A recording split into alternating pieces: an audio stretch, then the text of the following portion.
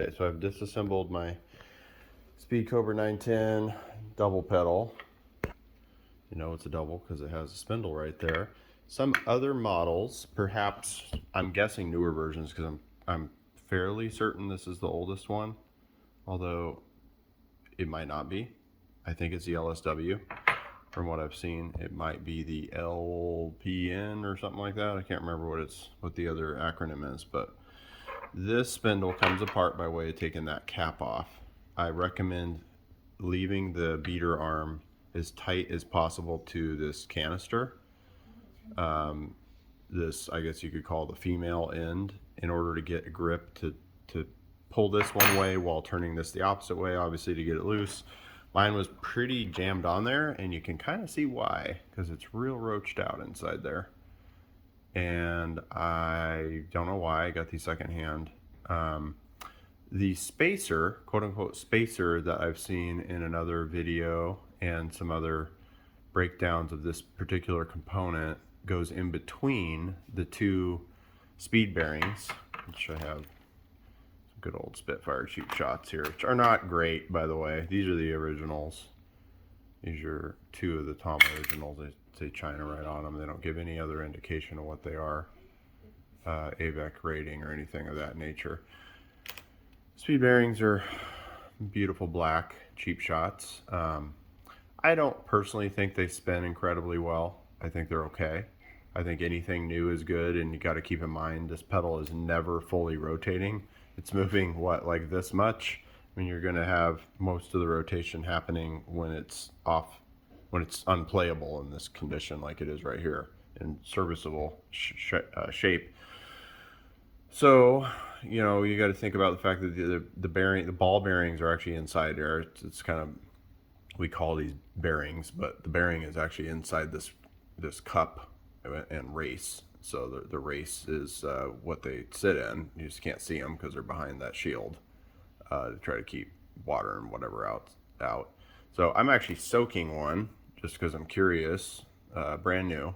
Just curious if some of this with the lubricant can penetrate kind of into behind the shield a little bit and make them spin even better.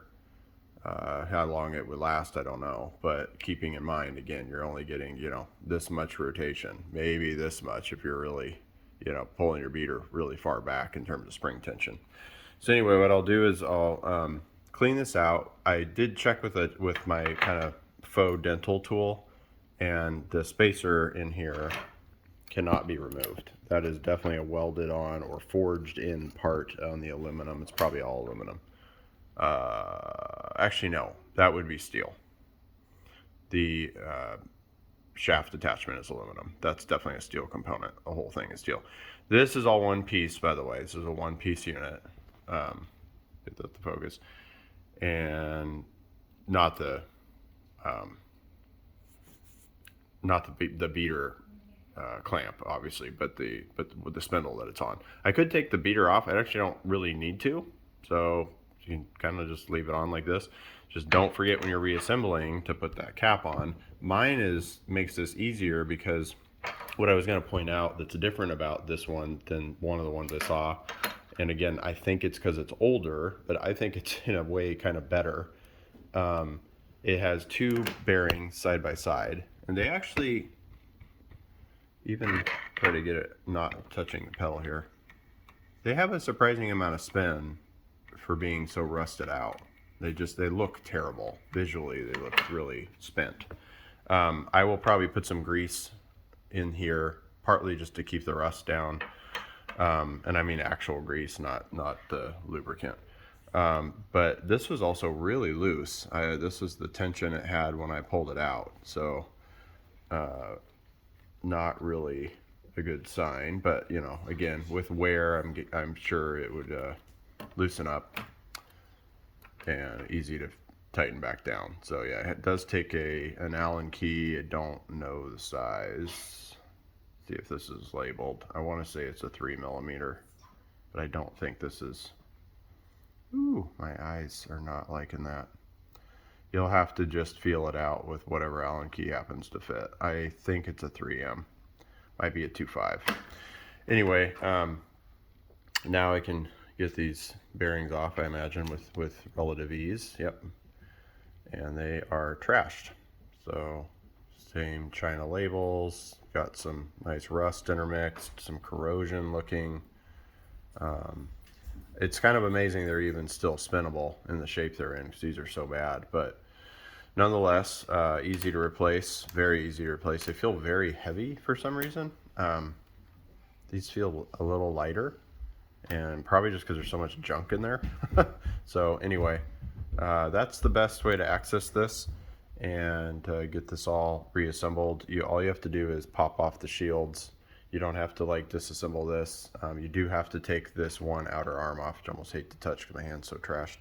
You do have to take this, the aluminum speedo ring suspender, linkage, that has to be removed off this one side. You can leave the other one with the cap alone, which is nice, especially if you're not working on that side. I've already replaced this bearing, as you can see. So that's the other speed bearing. I may actually take this off just to do the old soak treatment, because I'm curious if that's going to help a little bit.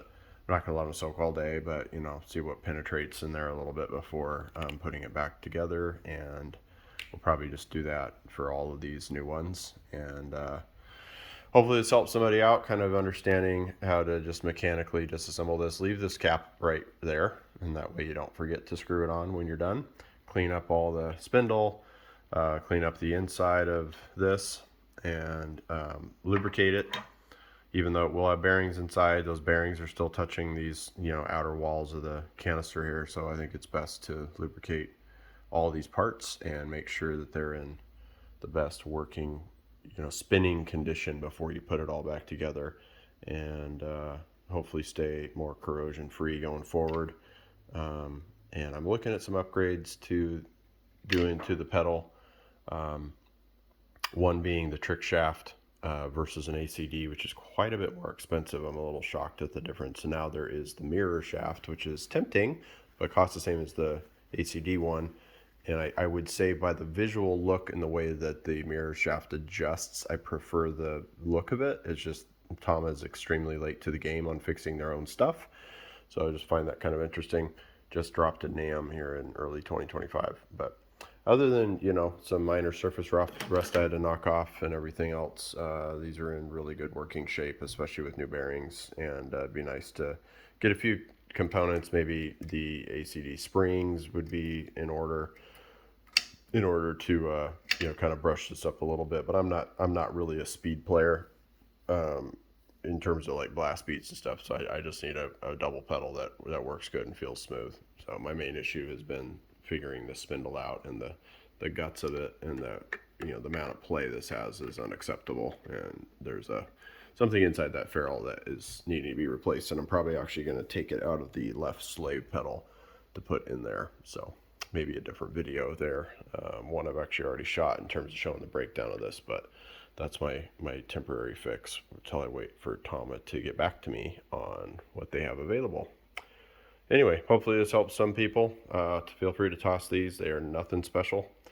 Definitely not gonna do anybody any favors. I may clean them up and keep them just because I have a box to put them in. I have two spare because it takes 6 when you replace all 6, 2 on each stanchion, and then the 2 on the inside of the slave pedal drive spindle, and got 2 to spare. Anyway, hope this helps somebody with Speed Cobras.